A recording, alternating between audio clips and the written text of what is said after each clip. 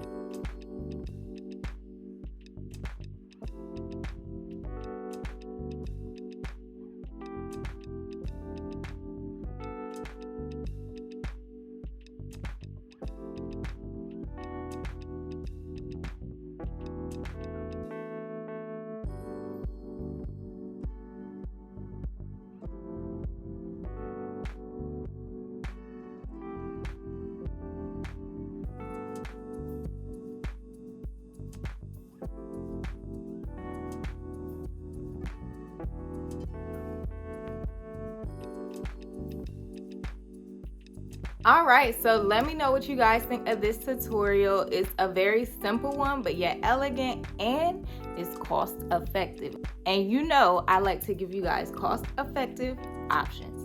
So let me know, drop me a comment down below, let me know what you think. And if you have any questions, put them in the comments. I'll try my best to answer all of those for you guys. And if you like this video, you know what to do, give me a thumbs up. If you want to see more videos like this, be sure to hit that subscribe button so you don't miss out. Thanks for watching.